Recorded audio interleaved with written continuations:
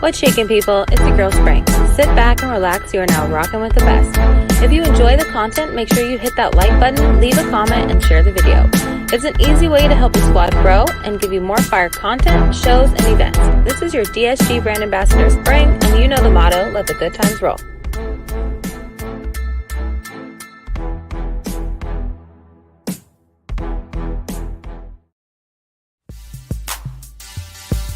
Do you want to rock with the best? Then you'll need the right look to do so. Make sure you're looking top-notch with your very own Pro Logo by ProLogos.com. From channel art, thumbnails, avatars, and more, shop ProLogos.com to stay rocking with the best. This is your DSG brand ambassador Spring, and you know the motto, let the good times roll. I'm dizzy, baby, you know me, I'm repping the dirty, so fresh and so clean, I bling every time I'm speaking, you heard me? I just bought a Cadillac and about to throw some D's on it, but if I'ma take the back and throw some 23s on it, it's them squad, money go getters, them paper chasers, them shine, stacking the figures, raining on gators, I'm Diz, now one hell of a nigga, certified player, I'm so fly, snatch up a brizzer and ice agent, I'm shot calling, getting money on the block, representing New Orleans, 40, this is why I'm lying. We basketballin', so all you gon' hear is switch. Don't get mad cause you can't rock like this. They see me sit low, riding behind him, but ooh, you can't rock like this. So you're wasting your time to imitate mine, cause ooh, you can't rock like this. What's shaking, people? It's your boy Doom Killer HD, and welcome to another episode of what is this? MoonKnight number 5 review from DSG. Yes, indeed. Yes, indeed. Yes, indeed. We've got another great review coming up.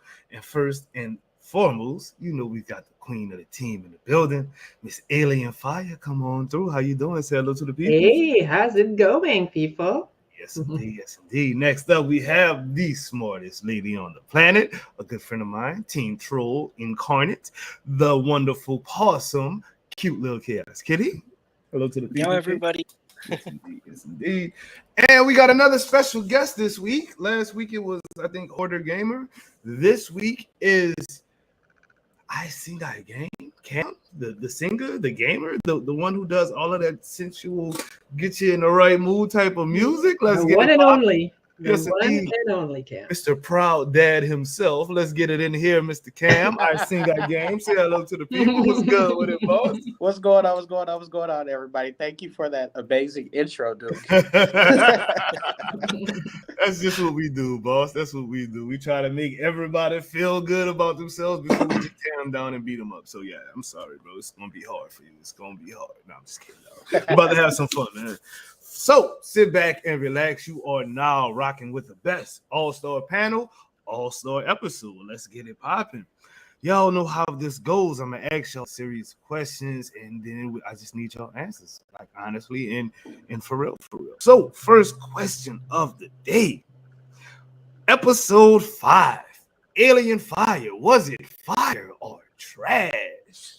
Unfortunately, I have to say trash. Oh, I'm burning. I'm burning. Oh, my God. But it's mitigated, but, you know, like We'll get into it. We'll definitely get into it. Kitty, the smartest lady on the planet. Don't tell me you're going to agree with the queen, but you may. I don't know. What do you say? I'm not allowed to say it was a dumpster fire. Oh, I'm going to say it was trash. Oh, no. That's 2 in a row. The ladies are not feeling episode 5. Cam, good sir. I have to say it was fire, man. Okay. All right.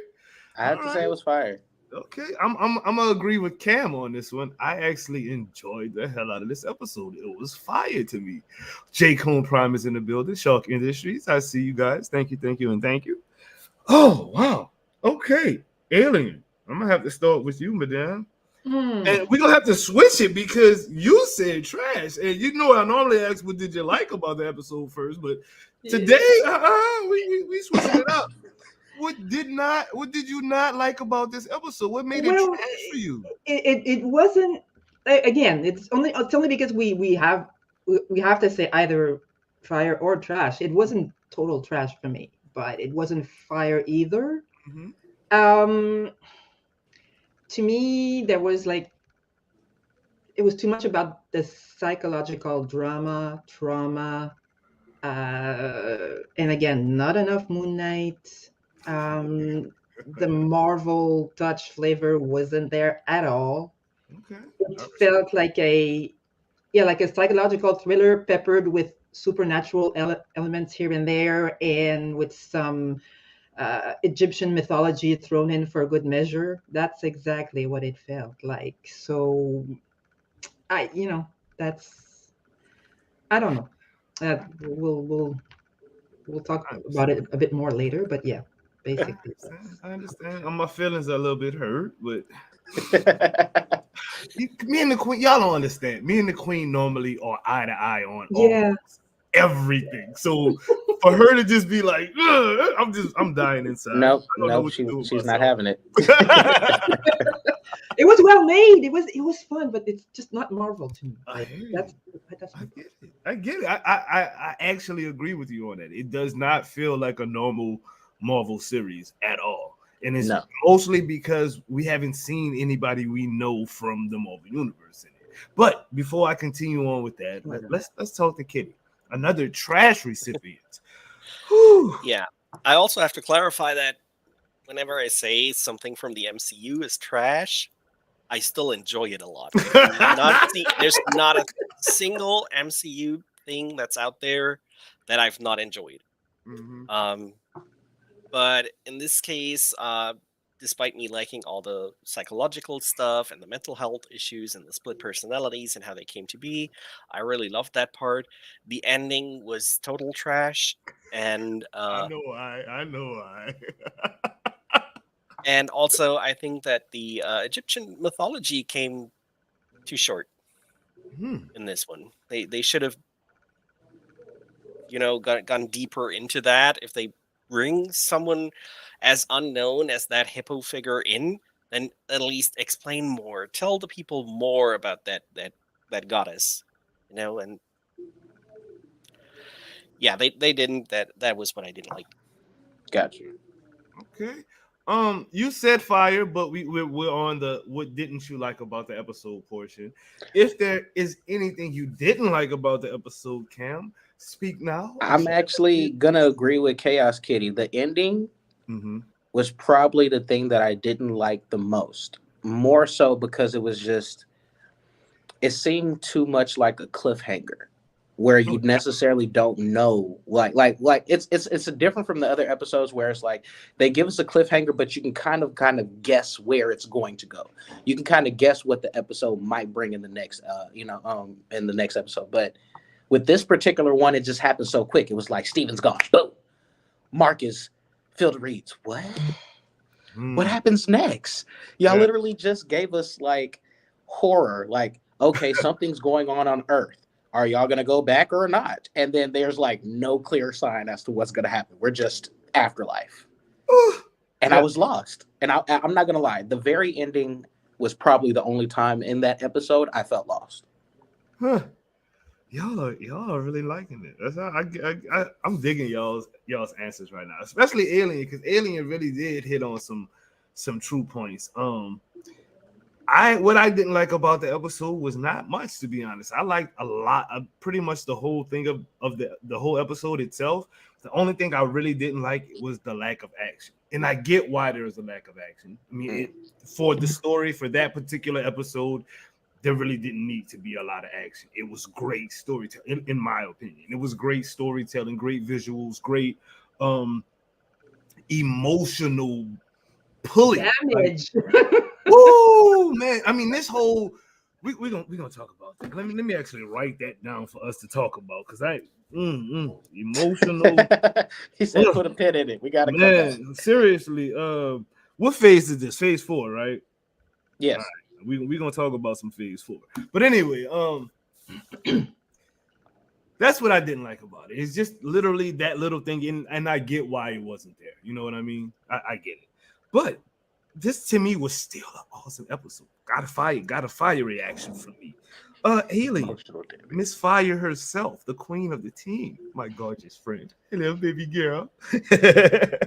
What did you like about the? I'm sorry, I hate when I do that. Good thing you can't see me blush. So yeah. What did I like? What did I like? I don't know if there's something, there's anything I liked more than anything else. I actually like the Tawaret, the hippo goddess. Funny as hell. I wasn't expecting that, honestly. She was good comic relief. And I'm glad we went further into knowing the truth about Stephen and Mark's relationship, how Stephen came about, and so that was, it was harsh, but it was good. Oh, I hear you. I definitely hear you. Kitty, what did you like about it? Yeah, as I mentioned earlier, it is the entire story of how Stephen came about and Mhm. what happened in the family. And I was at the edge, at the brink of crying several times in this episode. Mm. It really touched me, and that I liked a lot. I always love when things like that, and even the superhero stories in the Marvel movies, uh, go more onto the emotional side of things. Um, so that's a huge plus for me for this one. Okay. Cam, my man, Mr. I Sing I Game, Mr. Look, I'm a Law. Cancer, You're so y'all Cancer? know so y'all know I'm emotional. Oh, me too. So I'm not gonna lie, I teared up quite a bit in this episode, and it's for the same reasons that Alien and Chaos Kitty said. Revisiting the childhood trauma, taking a look at what got Steven there, figuring out who was the original and how he manifested Steven. But I think the part that I liked the most or gravitated towards the most was the purpose for Harrow in these last two episodes. Right, Mm. he goes from being the extreme villain to actually being the vessel of which Mark kind of dives deeper into his psyche. So the things that he's hiding from the other characters, Harrow now becomes the person who kind of guides the Medium. walk into The medium. unlocking Yeah. who Mark is. And it's like that was the dichotomy of his character that kind of was just like, oh, now this is interesting. Yeah. You I have the like that. villain helping the hero kind of figure himself out, Well, at least in his head. in his head. Yeah. Exactly. At least in his head. Yeah. I was digging that. I dig that a lot. Um, there was so much I liked about this episode. The visuals by themselves were so, now that was the one thing that did make me say MCU was the visuals. When the souls were hitting the sand, you know what I mean? It looked like Wakanda with the purple and the light blue and the dark sky and stuff like that. It was like that last scene in Endgame when T'Challa and his family was looking over the city of Wakanda. That's what that reminded me of. And then it also was a little reminiscent of the scene in Loki where him and Sylvie were on that exploding planet and Yeah. he freezes the building real quick and you saw his other powers. I was like, this is that actually was MCU-ish to me. They did their thing on that part. But it was so much that I liked about this episode. The relationship between Steven and Mark, and you could see that Mark really cared about Steven. Whether Steven cared about Mark wasn't the thing. Steven in his own head was like, I'm the primary dude. You're just here to help me get by. And when he realized that he was the actual manifestation and he was actually Mark's protector, it gave him a whole different aspect. He was like, okay, they're trying to beat my homeboy up. Let me grab this bat real quick, and I'm gonna show y'all what I can He do. went from He pacifist. ham. He went from ham, pacifist to bro. going ham like real quick. Bro, I was like, oh, okay, this is the beginning of Mr. Knight, is what I was thinking. I was like, okay, they're gonna give Mr. Knight some actual, and we'll get to that later. But anyways, that's what I liked about the episode. It was mostly their emotional damage broke me. I'm not gonna lie. Y'all know I'm an emotional dude. I got my own issues, you know what I'm saying? And it broke me. I'm not gonna lie. I ain't crying or nothing like that, but I mean, I was literally in the corner, like, don't go, Steve. Don't do it. Just don't go in there. Don't do it, bro. I think we all had a no, Steven, no. You did, but I really enjoyed this episode. This episode from Was that you, Dan? My bad. That was me. Oh, okay, because I'm like, bro, is this the end of the Teacher world? on And I duty, don't that know was it, you know what I mean? I'm looking for souls in the sky right now. Bro. Like, Hero, I was just playing, bro. I was just playing. You cool people to me. And me stop. But anyway, let's run some promo real quick, and then we'll get into the next segment, and we will talk origins. Let's go. Let's go, and let's go. My favorite song, of course. Fire or trash, fire or trash. The only thing you can answer to the questions I ask. Fire or trash, fire or trash. The only thing you can answer to the Hey guys, it's spring. Sit back and relax. You are now rocking with the best. So why don't you look your best by rocking your very own Fire Trash t-shirt? Where to get it, you might ask? Go to financialfelons.com and use code DOOM for 15% off. Support your favorite team and look fly doing it. Take a picture in your shirt and send it to us at doomsquad_DSG on Twitter, and we will be sure to shout you out. I'll be looking forward to seeing your swag. Don't forget, use code DOOM at checkout for your 15% off. See you soon, and let the good times roll.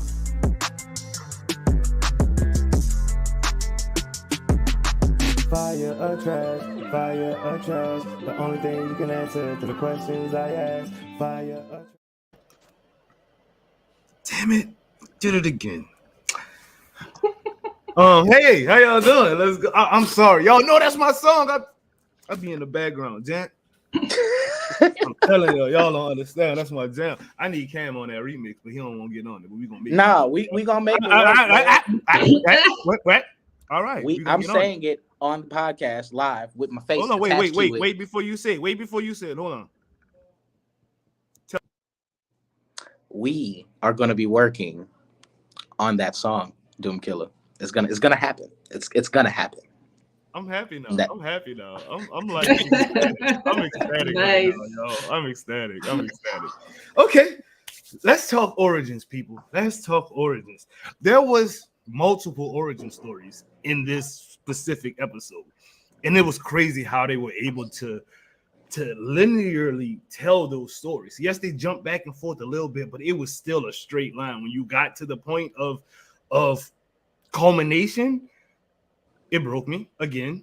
It really did. Like those, when you see Mark really trying to hold Steven back, he's trying to protect him. It's not for his, when it's initially brought to, you're thinking, oh, he's just being, Mark, he don't want people to see his vulnerable side.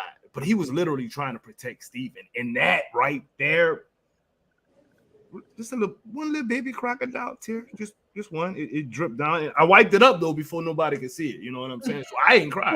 Of course I you ain't did. cried. So, but Alien Fire. Though, let's talk Stevens first. Steven's origin was a brutal origin. We lost Roro. We lost a brother. Mom freaks out. She can't cope. I understand that. Like, y'all don't understand. But to that extent, no, that's just I was Just totally hear me out. disgusted She by was her mentally attitude. broke. I understand how you feel, especially as a female. I get you. But at the same time, she was mentally broken with no help. That's what they were trying to portray. Yeah, Yes, yeah. she was bad. Yes, she did Mark dirty, but she was a broken woman. And that's what this whole episode was about. They put her out there for you not to feel sympathy for her. It's cool. I got you, bro. I got you. He muted himself. Good. Bro, if somebody's not muted, something's not going on in the background, That's somebody's true. camera's not falling, it's just not a DSG production, bro. So you're good. You're golden, fam. It's so true. As soon as it went off, I was just like, Yeah, you good, bro. Don't even sweat it, fam. But that's what this episode was about, was being broken and seeing how many people are broken in this.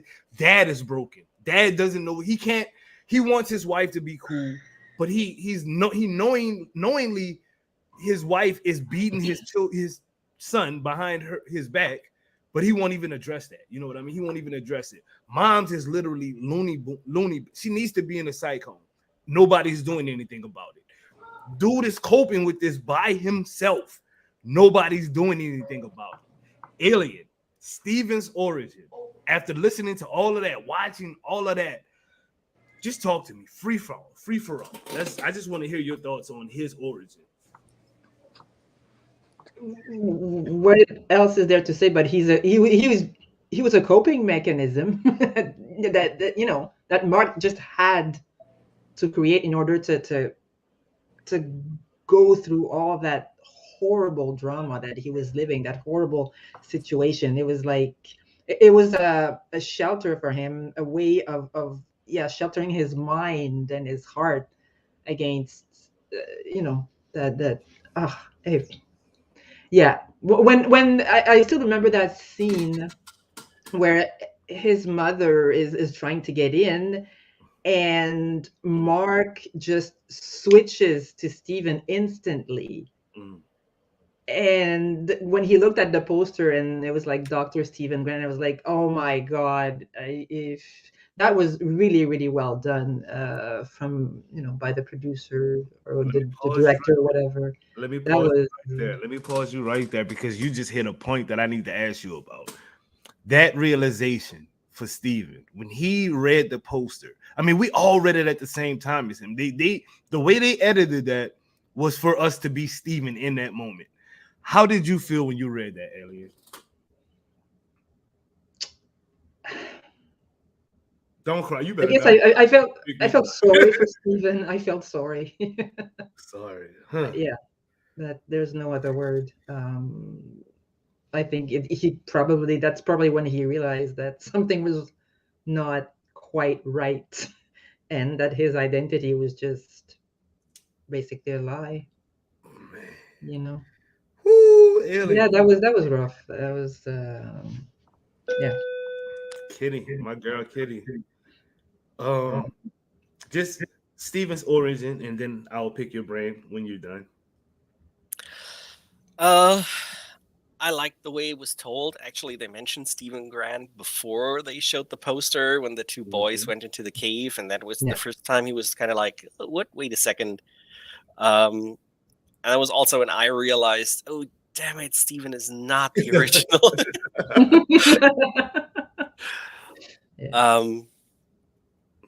Which was for me the usual Marvel twist they put in there, because Stephen was the first one introduced to us, but then we find out he's not the original one.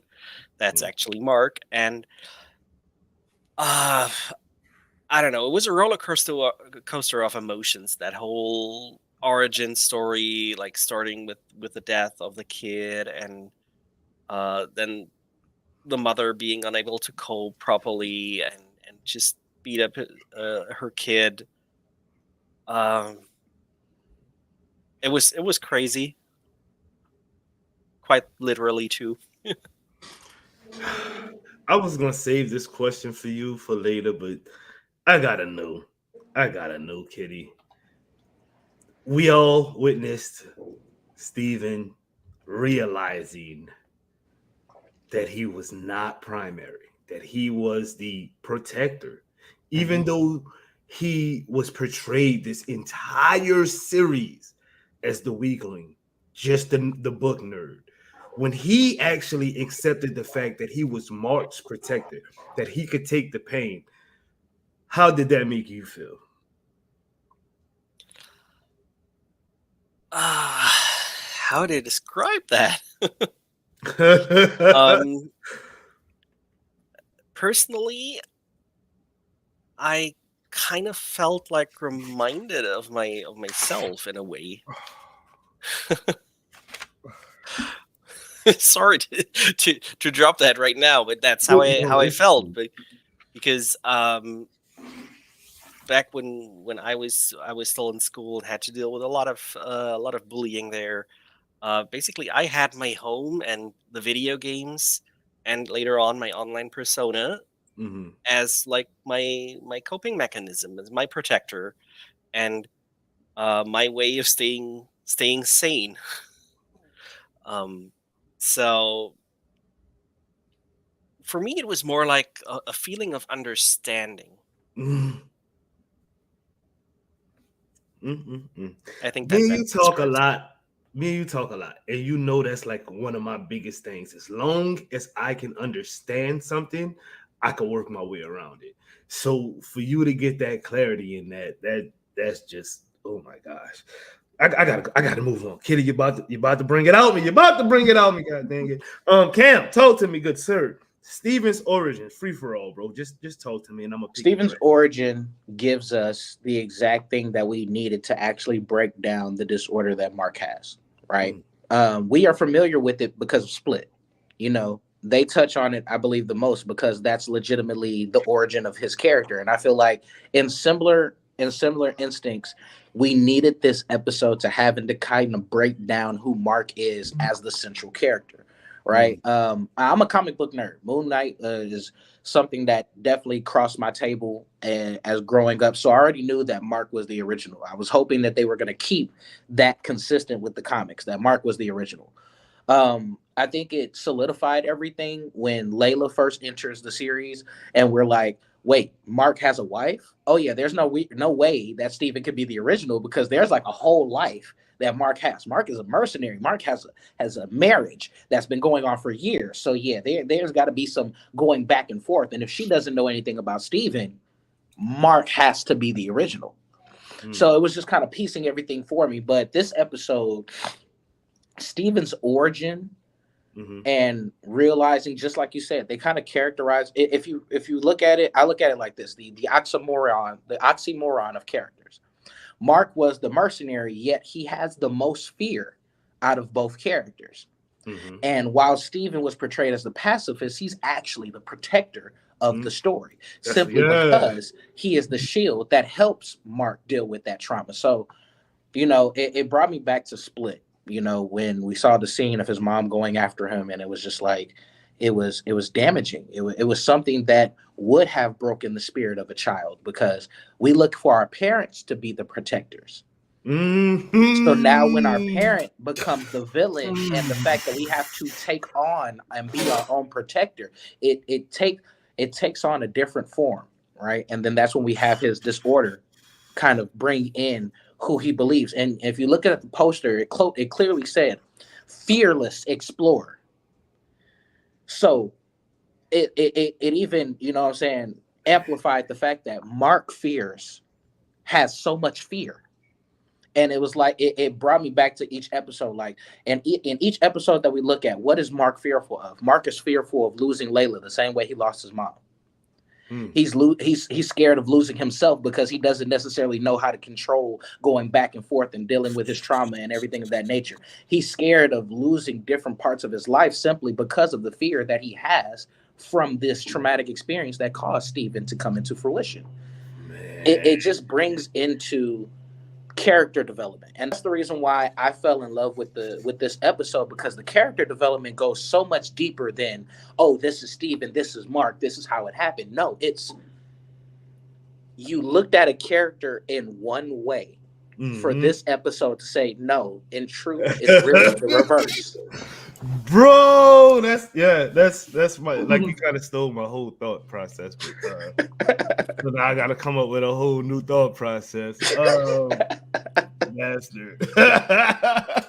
No, but and I'm glad that me and you kind of have the same wavelength, because I went into like detail in my blog about how important it was for him to go through this transition. In a way, you have to look at it. They've spent the entire series apart. There's been a battle of minds. Stevens wanted to be in control because he feels like he's the original. Mark wants to be in control because there's a mission to be completed. But Moon Knight as its whole, if you look at the character in the comics, was the culmination of him finding balance with his other personalities. That was every personality of the whole ship, though. Notice, if you look, everything stopped shaking before Steven died. Yes. It didn't stop shaking when he died. It's when he accepted the fact that he was the protector.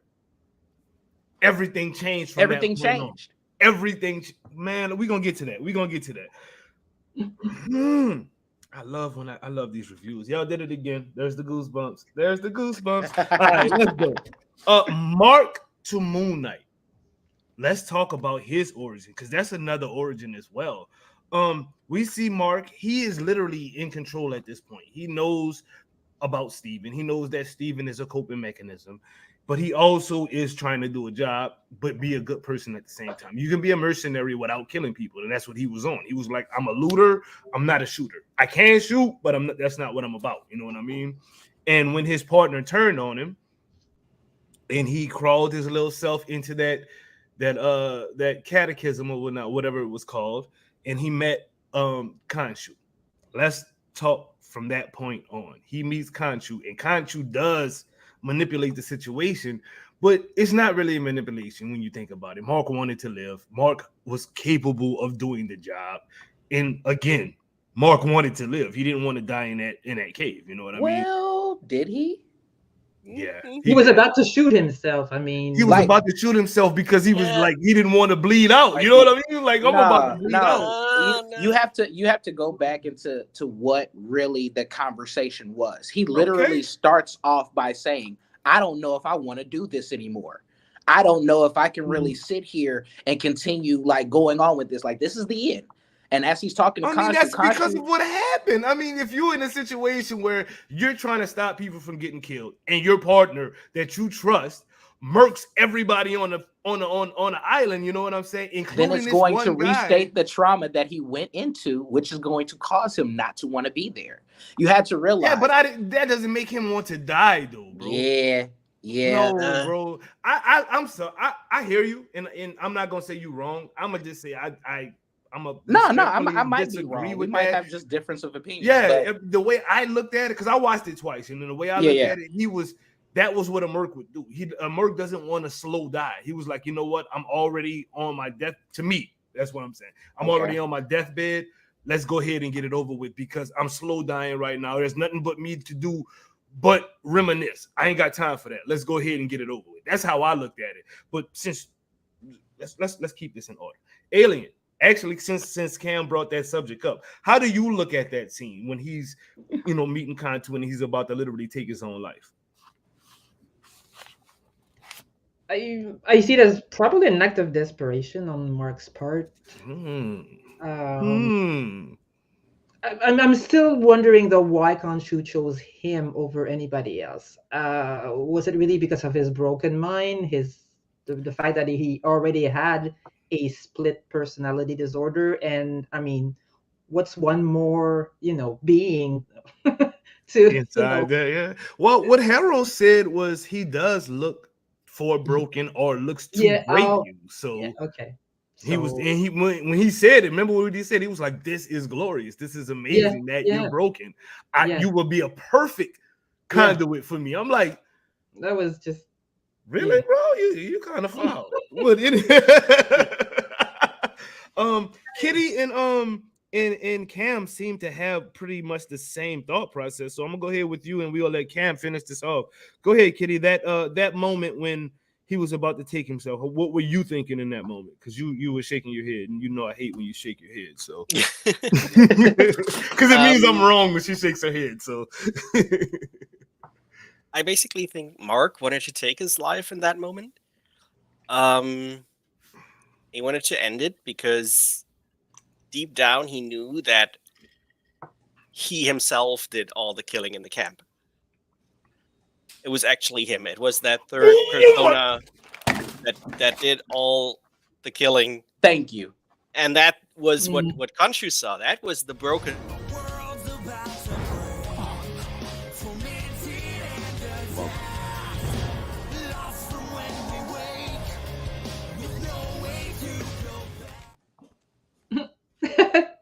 He did it again, Kitty. Yeah, I know. Thank you, Kitty. Because you saw what I saw. He mentions the fact that his commanding officer was the one who helped him find the mission. He never said his commanding officer was there. He simply said he gave me a command that I could not be okay with, and he spazzed out. Yeah, and then he did it anyway. And as we know, a persona can actually control parts of the body while not being the dominant one at the time, like when Mark punched Steven after the kiss. And I think that's how he got wounded. in that situation the first time when Mark tried to stop himself from doing that at the end when he realized what he did. He already shot himself. Whoa. And at the end when he crawled in there towards Khonshu's statue, he basically just wanted to finish it off what he started. See, the reason why Khonshu was gravitating towards Mark was the brokenness in his moral compass as well as his psyche. You had to realize what happened in that situation was a call to what happened in, I believe, episode 3, where he was looking for Harrow. He was going through Cairo and he kept having blackouts. And he was like, Steven, is this you? And he's like, no, I didn't kill those people. Jake Longley or whatever. Right. We thought when Kitty said what she said and broke me just now, like when she sent me to Dustland, bro, all of that stuff just made so much more sense. That I can't even really explain. So basically, those murders we thought were being committed by MoonKnight. It was Jake all along. Jake is not a killer. Jake hasn't come into the story yet, but in comics, Jake is the cab driver. Yeah. He's the person who gets all the information. So Jake wasn't in there. There's only 2 people that could have done that. Mark the mercenary, or Khonshu took over for a brief moment because he was like, look, I can't take you bickering for control. Let me go ahead and handle this the way that I need to, and then I'm going to bring it back. So there's 2 ways that you can really look at that situation. Now, before Khonshu is a part of Mark, it had to be Mark. Mark mentions before he went MIA from the army in a fugue state. So one or 2 things either happened. Either he legitimately checked out, or Steven took over during that time, making him go AWOL. So after he lost, because you have to realize all the trauma that he's expecting, the trauma that he's doing as a Marine, that would have backed up on him, and Steven would have just said, you know what, let me check in. Yeah. He goes AWOL. His commanding officer brings him back, knowing his condition. In a fugue state, he's gone, kills everybody at the camp, and shoots himself. So now when he's at Khonshu's statue and you're seeing that moment where he's like, I don't want to do this, right? He even says it right before Khonshu takes over. He was talking to Steven. He's like, I was trying to figure out, he might have been manipulating me, but I was trying to figure out, is the life that he's giving me a second chance to right my wrongs? Or is it just for me to just be the person who I already am, which is a killer? And he admitted to himself that Mark himself is a killer. He did that. That's all of those dead people on the first part of the ship. Exactly. Through. Because like, that was my God, New of the York, people that he killed as Mark he was and just MoonKnight. pointing out the states. He was like, I remember. Oh my God. Yeah. So you have to realize, wait, stop. Yeah, it's a lot. I need understanding. We've got 1 episode of MoonKnight left. One up.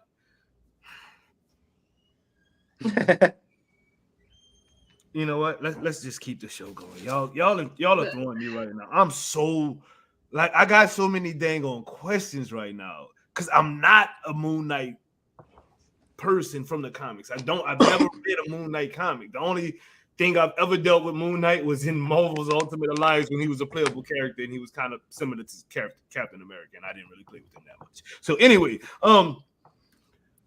the afterlife. Let's talk about the afterlife. Free for all on the afterlife. The afterlife is so cool because your religion can play a part in it, your psyche can play a part in it, your non-religion can play a part in it. You know, it's so many ways, so many paths to an afterlife in the MCU, which is dope. Like a Muslim's afterlife wouldn't be the same as a Christian's afterlife, and the atheist's afterlife wouldn't be the same as a Buddhist's afterlife. So, free for all on the afterlife. Kitty, you go first.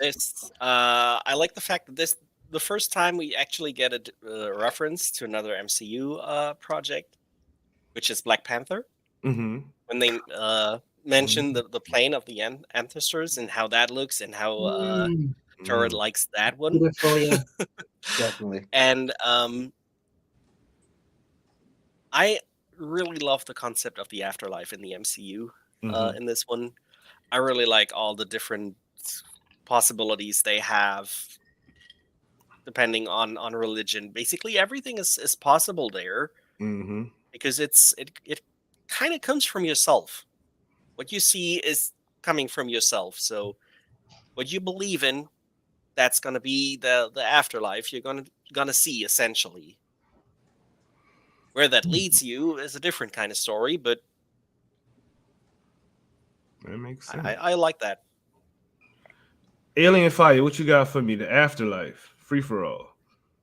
It's hard for me to comment on this because I'm an atheist through and through. So Mm-hmm. to me, the afterlife in relation to religion doesn't mean anything. I mean, to me, what comes after this is basically you become energy just the way you were before you were born, and you probably like get to travel the universe and go wherever you want. But this whole thing about there being a limbo and a place where you're kind of in limbo or a purgatory or heaven, to me that's all like, you know.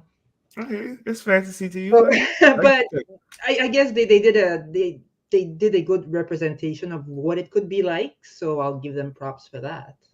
hear Yeah. you. That's actually pretty cool to hear. Cam, free for all, the afterlife, bro. I Depicted think in Moon Knight. I think we got two interesting perspectives. We got the crazy, insane perspective, and then we got the religious perspective. The part that interested me was we find out that Mark is Jewish, Mm-hmm. so his ties to Egyptian lore, belief, and everything is legitimately tied to his exploration. So I was trying to figure out the significance between his connection to Egyptian gods outside of Moon Knight that would have brought that to be his, I guess, determining factor of how the afterlife would have been navigated for him. Mm. But I think the most interesting part of the afterlife for me wasn't even the Egyptian afterlife or the way that they presented it. It wasn't Tower Wed. It wasn't the gates of Osiris and the Duat.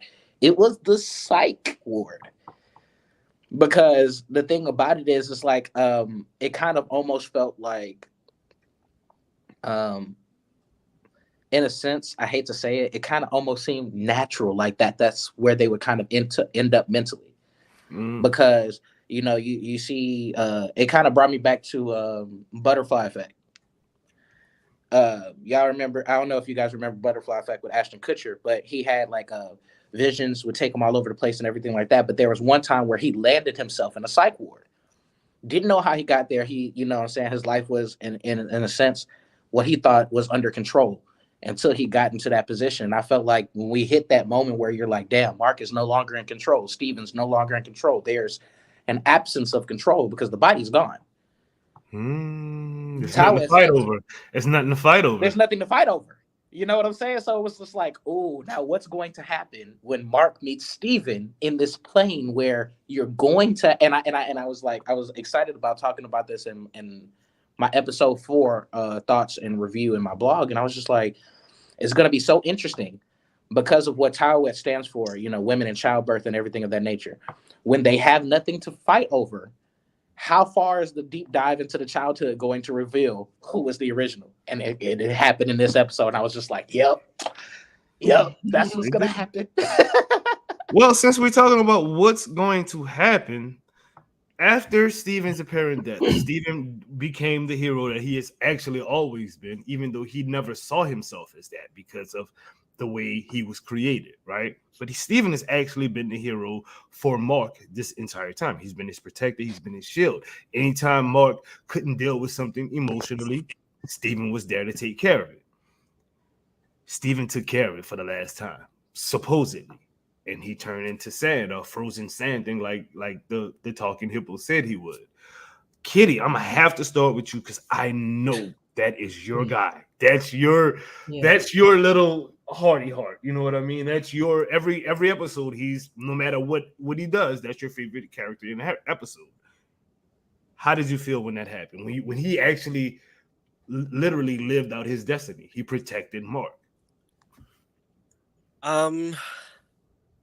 I think it was some form of satisfaction I felt at that, because he fulfilled his purpose. perfectly, and Mark actually accepted that. That's why uh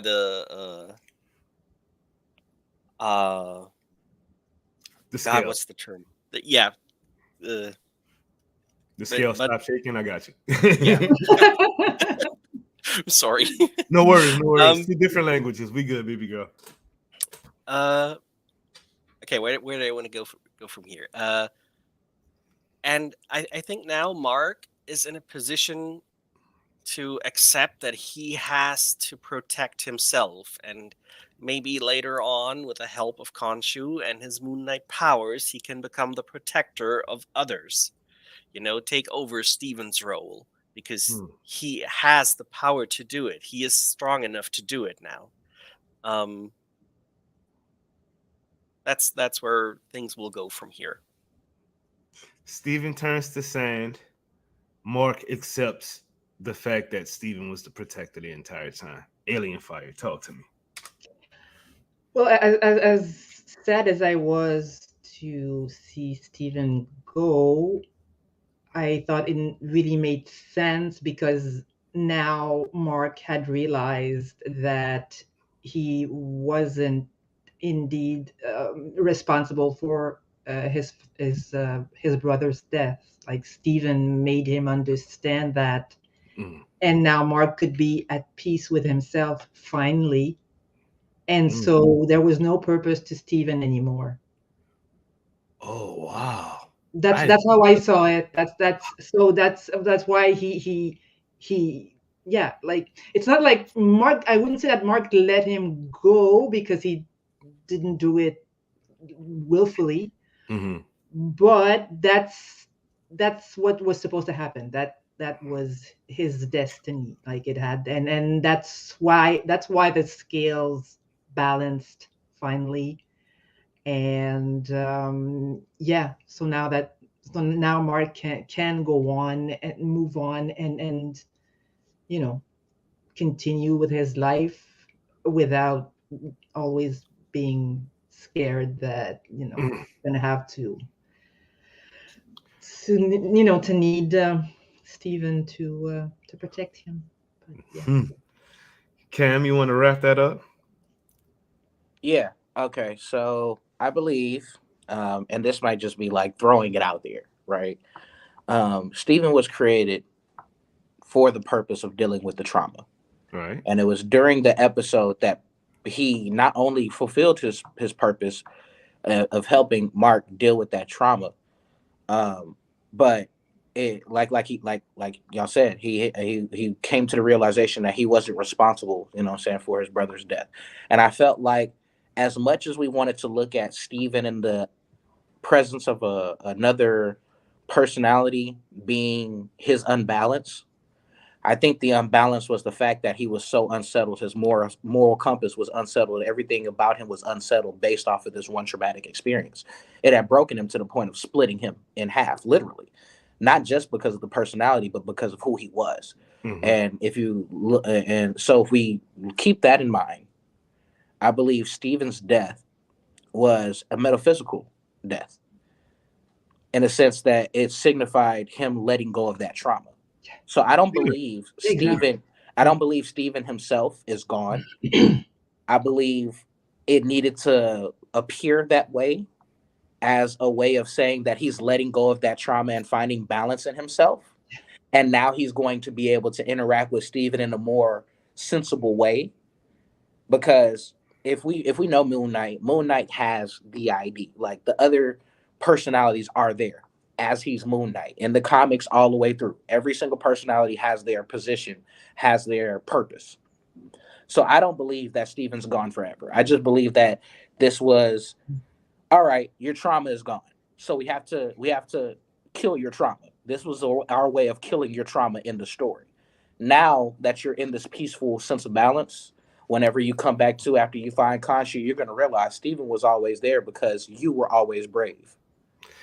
I can actually think I think that since Stephen is a manifestation, he can be remanifested. I think that when Steven comes back, he's not going to be weak, timid Steven. We'll get the Mr. Knight from the comics. When he does transform into Mr. Knight, it's not going to be, it's going to be like, what's happening? Let's go. You know what I'm saying? So we've already seen the strength. We've already seen the invulnerability. We've already seen the moves without even the Mr. Knight suit, because when he was whipping on them sand demons, he looked like Mark out there. I was like, wait, that's actually Steven. I mean, he whipped it, he hit him on the leg with it, flipped him up, and then came down on him. Like that's some Dragon Ball Z stuff. You know what I'm saying? Like he did his thing, dude. So I think we definitely will see Steven again, and I think we'll see a more confident Steven, because Mark is more confident. So the manifestation of Steven will not be a manifestation of fear. It'll be a manifestation of confidence and power, to be honest with you. That's just my thoughts on it. Favorite character from the episode. Every episode we got to ask this question. Alien Fire, favorite character from this episode. Tawaret. She was so cute. She was adorable. Is it the same person as it always is, Kitty? Nah, it's Tawaret. Oh, wow. I was not expecting that. At all, really. I really was cute, not. yeah. She was adorable. Cam. My favorite character is going to be somebody that nobody expects. It's Harrow. Harold. I knew you was going to say Harold. I knew you was going to say Harold. Yeah. By the way you described what he did in Mark's mind, because that's definitely a mind effing thing, because it's not for real. He's not that cool in real life. Yeah. And he doesn't have the porn stash. So, but I figured you'd say that, to be honest with you. For the first time ever, I'm gonna have to say Steven. It was Steven for me. I'm a Mark head all day. I love Mark. Mark is the beast. But Steven this episode was that dude. I am so sorry. He was that dude from the beginning to the end. From finding the stuff out to accepting the fact that he was not primary, to saving my boy in the end of it. You know what I mean? To literally throwing his life to the line. He was like, no, you're not taking him over. I would rather go over than to see Mark go over. And that right there just reminds me of some real type friendship. You know what I mean? Somebody who, no matter what you're going through, they still gonna be there for you no matter what. You know what I mean? And that's what that signified. It resonated with me. So Steven, all day.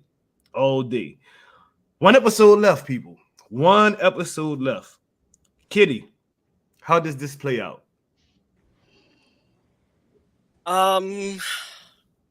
It's actually hard to see from where we are at right now. I'm pretty sure you're right on the part that Steven can be manifested whenever Mark wants to, because he's basically still there. He's always been a part of him. That's not been eradicated. But I would say we're gonna see Mark being the main protagonist for most of the finale, and maybe at the end, when he's in a moment of, can I really do this? When he's in the moment of doubt, maybe Steven will show up again, not taking over, but kind of pep talk him, and you can do this by yourself as well. I'll always be here, but you don't need me as your protector. You can also do it by yourself. How does this play out, Fire? There's one thing I was wondering, because even though in the comics Steven does come back, there's one point where, I think it was after Steven was gone, where Mark looked into, I don't know if it was water or a glass of some sort, and he didn't see Steven there. Yeah.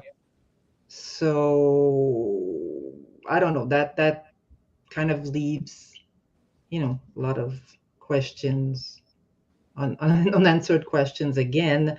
I'm very curious to see how Mark is gonna go back to Khonshu. How is he gonna become MoonKnight again? Like, are we gonna see that? I hope so, but I'm not sure. Well, he already had Hippo lady send a message to Layla to free Khonshu, so she's already on it. But, Layla's crazy, so she's yeah. already on it. Hopefully she'll be able to do the job. But that would be nice. That would be nice. Cam, what happens next? How does this play out, bro? One episode left. Man, Alien Fire definitely made me think about a question. I kind of got to go back into my research about the glass thing, because that happened during one of my favorite Harrow moments, where he asks him, he's like, "Hey, did Mark manifest Steven? Or did Steven manifest Mark to deal with all the bad things that were happening?" So I kind of got to go back and watch that scene now. Now that you said he didn't see Steven, it kind of I didn't think about that. Yeah, I think it was it before when he was with Harrow? Maybe He was with Harrow, and Okay, he yeah. said you need to open up to Steven. And then when he did that, Steven came out, but you didn't see the reflection. He just kind of throws the water, and he's Steven, and he's like, yeah, I know who you are. You're Harrow, and this is quite a come up for you. This is different. That was This funny. is quite the come up. He did say That was funny. But what happens in next episode? I believe Field to Reeds, the fact that he made it to Elysium, Field to Reeds, the promised place. I believe that's going to put him in the path of being able to communicate with the gods. They're going to have another convening and a meeting of the gods of the Ennead to kind of take a look at what happened, because Tawet, now if you realize two things, right? First episode, he said there's somebody missing from the Ennead, and that was Tawet. When they had the meeting of the gods, Tawet was also not there, but she's a part of the Ennead. So in this episode, when she's noticing, hey, souls are coming down and they're coming down before their time, if she can see that, there's no way that the other gods can't see that. So I feel like they're going to reconvene. That's going to be the door that they need to be like, all right, you know what? Khonshu was right. Let's give him back his avatar. And Amit is the bad guy, so And Amit is the bad guy, so it's going to be the ultimate battle between MoonKnight and Harrow, with Amit, with Harrow being the new avatar for Amit. Because Harrow now has the Amit statue. I have zero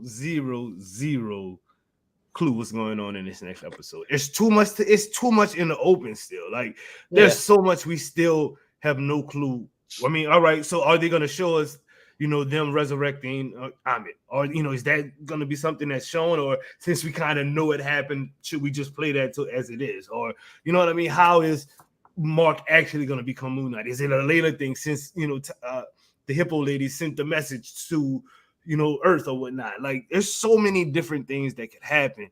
Is it going to be a lot of action? Is it going to be, like a literal Harrow versus MoonKnight thing? Where he's, where it's conduit versus conduit. You know what I mean? And who knows? I have no freaking clue. Find out next time on Dragon Ball Z. Anyway, for real though. That's how they got us like right now. And I'm feeling it. I'm feeling it. Last question. Wait, no, we got two more because I had to write one down. I forgot about that. Cameos. I don't see an MCU cameo at this point. I was thinking Blade maybe, or Loki or something like that in the end credit or something. But what the hell is going on? I don't see. I mean, they have literally the only thing they've mentioned from the MCU was the Lil Bass thing. The ancestral plane from that. You know what I mean? That was it. So cameo, starting with you, my dear. I have no idea. Like I don't know. I don't even know how Mark or MoonKnight could relate to anything going on in the MCU at the moment. Some people said Blade. I don't know why. I just don't know enough about him to actually speculate on that. So who knows? Cute little chaos kitty. Any info? As far as that is concerned, I still stick with my initial prophecy that Moon Knight is not main MCU timeline. It's a multiverse thing. The ancestral plane remark that we got in the last episode is basically, that's the afterlife. That's always there. No matter what timeline. Yeah, it's always going to be an afterlife. No matter which universe. And I think Blade still makes kind of sense because we, for the very first time, saw undead in Moon Knight, so Blade would make sense. But at the same time, they could pull some multiverse stuff because we all know we get the final episode next week. Next week is also the launch of Multiverse of Madness. Yep. We might see some connection there, especially if things in Moon Knight could go really crazy and the gods decide we need all the other gods that we locked away to fight Amit because Amit is so powerful. Mm. You know, we won't just free Khonshu. We saw a lot of others locked up there, and maybe, you know, freeing all of them in an act of desperation also causes some multiverse shit to go down. we know what happens when a lot of power is released at the same time in Yes. anywhere of Marvel. Cam? I was actually thinking along the same lines, and for Alien Fodder, why they would bring Blade in is simply because Moon Knight, if I'm not mistaken, is part of the Midnight Suns. Mm-hmm. With Multiverse of Madness being ready to kick off, Multiverse of Madness, Blade's cameo at the end of Eternals and everything could kick off Phase 4's introduction to the Midnight Suns. Okay, makes sense. So with that, I could see possibly like a quick Blade cameo. Blade's probably gonna end up recruiting Moon Knight the same way he recruited Dane, aka Black Knight, at the end of Eternals. Or you know what I'm saying, or it could be like a multiversal event, kind of like what Kitty said, and then you have Doctor Strange showing up and saying, "Hey, I need you." Okay, I like those predictions down there. I was lost, but I'm gonna say Wong again because Wong right now is the Sorcerer Supreme. He's also, if you notice in those TV spots, he's literally traveling with America Chavez in some of those TV spots. Even though he gets his behind whipped and he looks like he's about to die a few times, he's not on regular Earth. He's traveling with them. So I'm thinking maybe Wong. If y'all two down there are right in thinking that Moon Knight is not in the actual MCU timeline, is why they have not really mentioned anything about the MCU or what happened in Eternals. I mean, there's a literal god sticking his head out of the ground right now in the MCU. You know, that's like it's a statue at this point from the Eternals. You know what I mean? Nobody's even mentioned that in Moon Knight. There's no mention of the Avengers. There's no mention of anything superhero-like. You know, there's not even a mention of Wong in those guys. And Wong them have literally been mentioned in every MCU show, period. You know, the magicians have been. So it's just like, if you guys are right down there, I'm going to say Wong. Okay. All right. Last little topic real quick. Has Phase 4 not just been an emotional, damaging phase, man? I mean, from Bucky, from even John Walker is a wreck. You know what I mean? WandaVision. You know what I'm saying? Loki. Loki. Oh my God, Loki. Loki.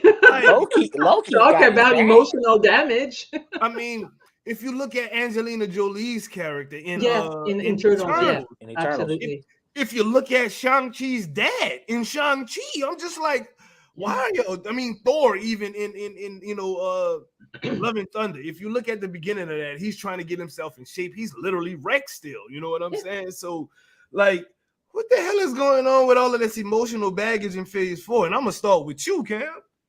I think it's a good twist that the Marvel universe is doing, cinematic universe is doing, because we've built up the first 3 phases on action, a little bit of comedy, and drama. Right. We've done some dive into character origins. We've done some, character development, but we haven't really touched on the humanity of a lot of these characters. And I felt like the events that happened with Infinity War and Endgame forced us to look at, well, what does this mean for humanity? And so now we're looking at the heroes and how they're dealing with it. Like, what is the state of humanity now? The fact that our heroes are mirroring what's going on in humanity. They're not okay. Everything has happened that has caused people to not be okay. Spider-Man. And I feel like it humanizes the heroes. It takes them off of that kind of Marvel pedestal that we put them on. Like, yeah, they just go around smashing things. No, these people are dealing with problems. Like the person They next to them, grounded them. like the people they're saving, they're dealing with problems. We need They to talk about grounded these those problems. heroes. You're right, bro. They literally grounded the heroes. I didn't even look at it like that. Wow. Also, I noticed though in Phase 4, it's getting a lot more comic accurate for as the depiction of the heroes. You have people instead of Romanoff or Captain Rogers, they're literally Captain America and Black Widow and Hawkeye now. You know what I mean? They're using those names, and I'm really cool with that, because before it was the only one that really had their comic book name was Iron Man, and he would talk to everybody. He would just talk to everybody, to be honest with you. Like, nobody really called him Iron Man on the team. You know what I'm saying? He was Stark on the team, but they're moving past that. They're getting their monikers, and I'm liking that. But emotional Phase 4, Alien Fire. I don't know. I think we've already seen some of that in Phase 3, I guess. I mean, the reason why my two favorite characters, MCU characters, are Tony Stark and Thor is because of what they went through, like the evolution of their character, and they did go through some rough things, and they evolved, because of it. Now they're taking it to a whole other level, and even though it could be a good thing, I just don't want them to go too much into it, because then, like I said, it's still Marvel. Like, we're watching Marvel for the excitement, for the action, for the thrills, and they really need to find a balance between the two, because right now with Moon Knight, they haven't done that at all. And if they were going for a season 2, then it would be great, because they had to introduce a character and all that. But if it's only one season, then they gotta give us a season 2. There's so many. apparently there won't be. I don't know. Hopefully There's already news of a cancellation, because they're trying to keep it along the lines of a limited series, so that it can go up for Emmys. Because what they're doing is they realize that if they try to do more seasons, it takes them out of the running for Emmy calculations for limited series. So Moon Knight is only going to have one season, so they can keep it in the limited series. They better make a movie or something. Or something, because wow, we were robbed. I need answers, damn it. Kitty, emotional Phase 4. Talk to me, baby girl. Yeah, it's just the normal continuation of what we've seen from the MCU so far, in my opinion. The MCU has been very emotional, and from Phase 2 onwards, basically. The first phase was technically just a build up to the first Avengers movie. Kick things off. Also at a time where they weren't even sure if we can go on after the Avengers movie. What was Phase 1? What was Phase 1 again? Like, I don't even know. It was the Hulk movies, I guess. Yeah, Hulk, phase Iron 1 Man, was Captain America, and the first Thor. Okay, everything before the Avengers movie. Yes. Okay. All right. Yeah. It was Iron Man, Hulk, the Incredible Hulk, Iron Man 2, Captain America, and Thor. Okay. And it ended with Avengers. Okay. And basically what we see at the beginning of Phase 2 was already a more broken and mentally unstable Iron Man. Right. But see, I think they was just trying to go the comic route with him on that, more or less. Like, the comic broken Iron Man. He was so broken in the 90s and whatnot. I think that's what they were going for. I don't think they were going for a whole. And with Avengers, everybody is broken right now in the MCU. You know what I mean? You can't find a literal same person right now in the MCU. Everybody is broken. So yeah, and with Age of Ultron, we could also see foreshadowing of the Civil War, with the Avengers being more split inside their ranks. Mm-hmm. It's just we're getting more and more into that. It's a little bit more subtle then, though. It's basically a reflection of the state of the multiverse, basically. Because right now the multiverse is broken, it's shattered all over the place, and that's where the heroes are themselves as well. And so I think with the storyline evolving in that matter, Phase 5 and probably 6, until that the multiverse will be reunited into one major timeline. Um, we will see like the heroes getting better again at some point, but things have to get worse first. Yes. Yeah. They wouldn't be Avengers if it Indeed. was, right? Right. Indeed. All right.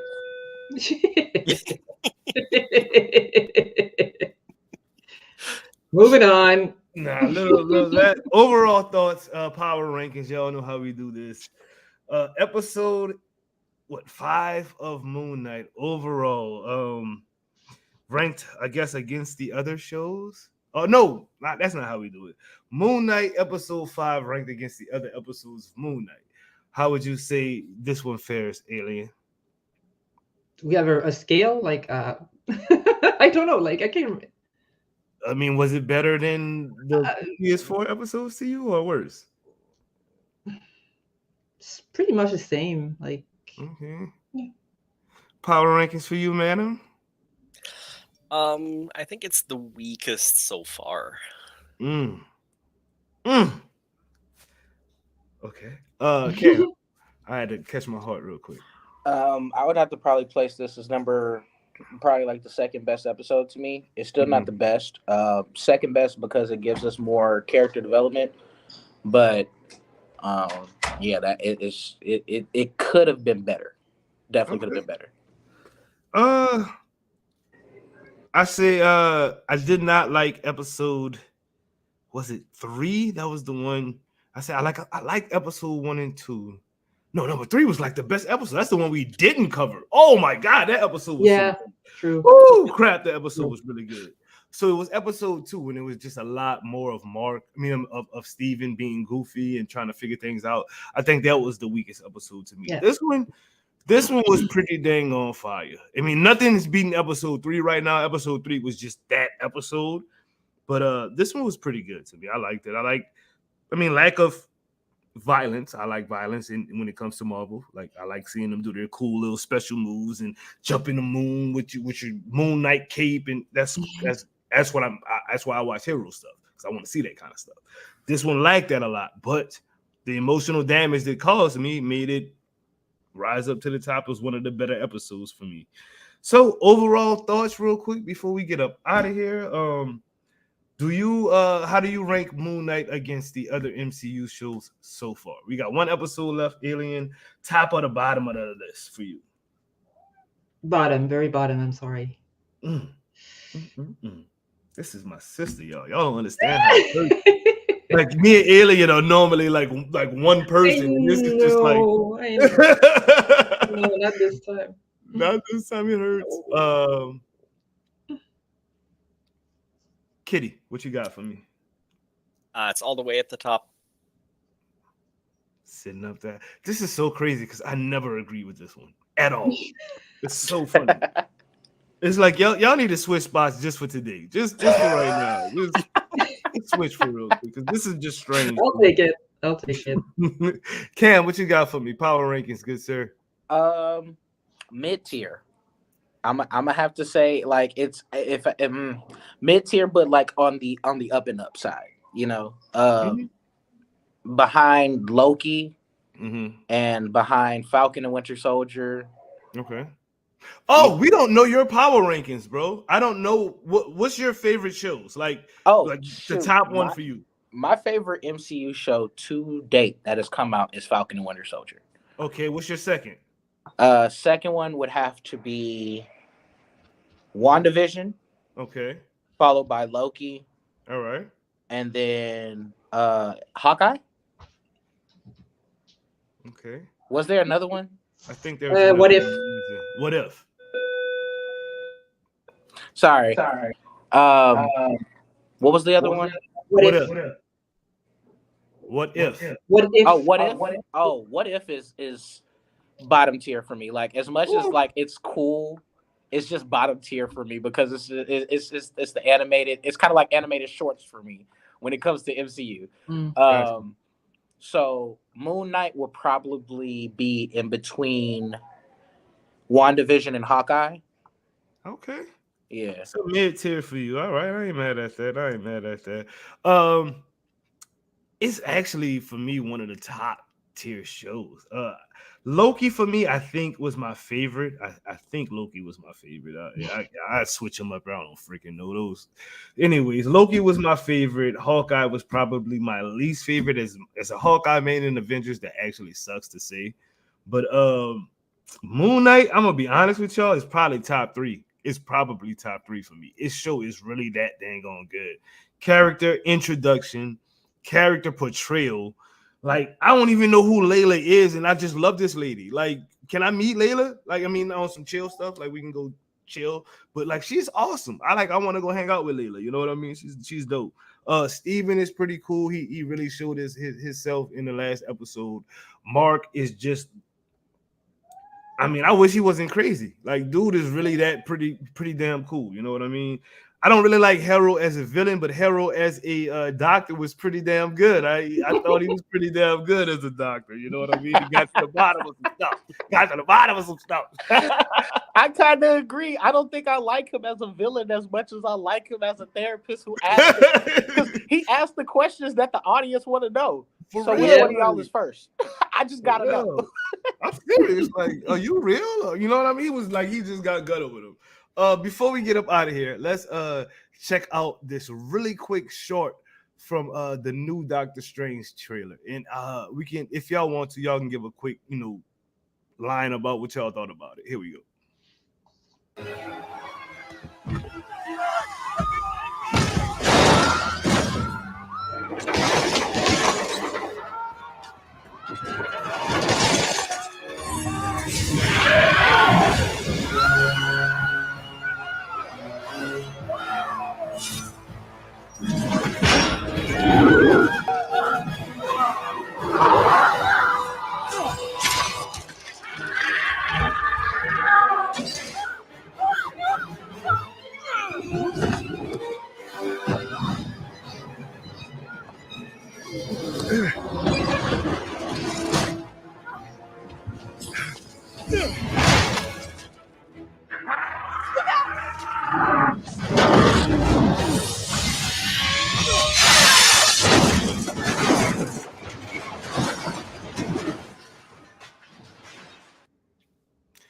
That was actually super dope.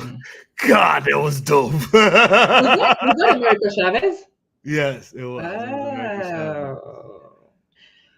Next Thursday, I will be in the movie theater. Oh my god! I probably won't be able to. won't be able to be here actually. Oh no! Can we just get Doctor Strange and Avengers already? I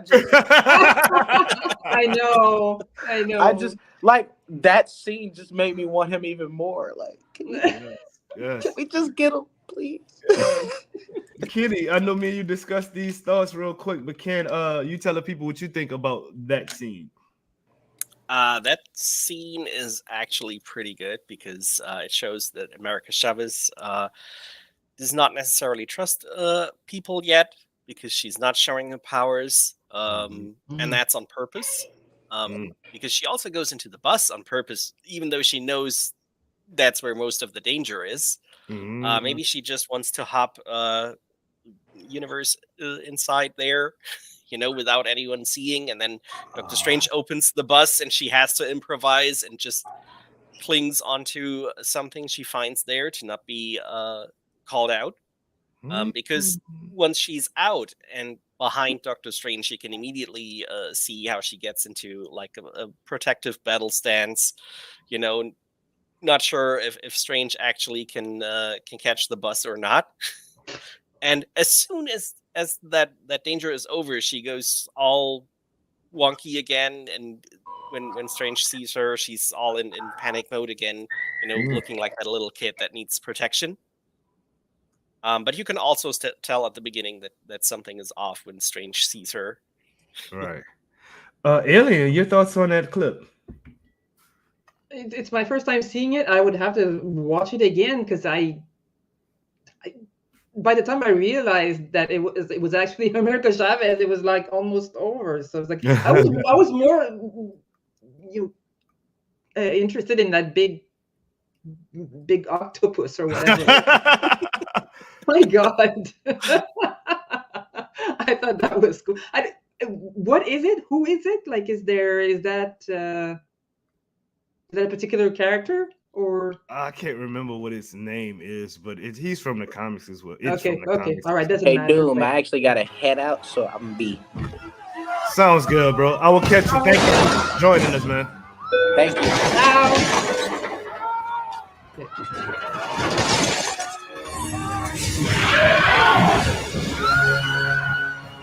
We watching it again for Alien, y'all.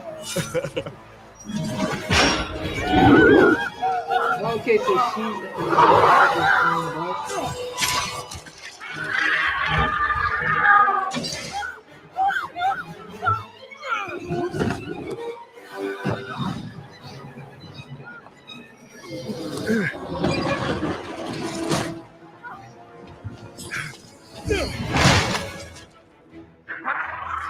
Yeah, look how she looked at him like you're not paying attention, bro.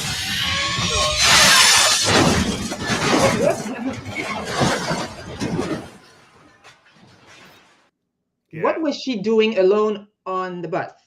She went into the bus like purposely. That's what Kitty was trying to explain. She's like, she went into danger purposely.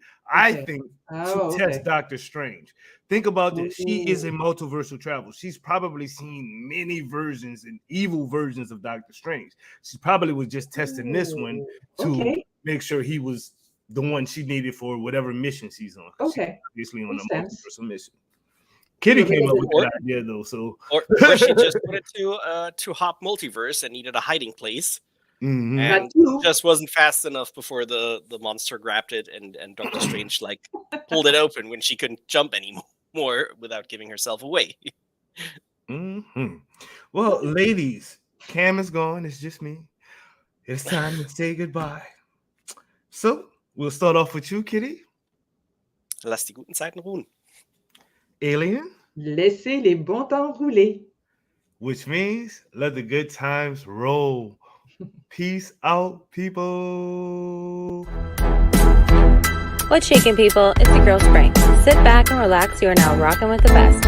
If you enjoy the content, make sure you hit that like button, leave a comment, and share the video.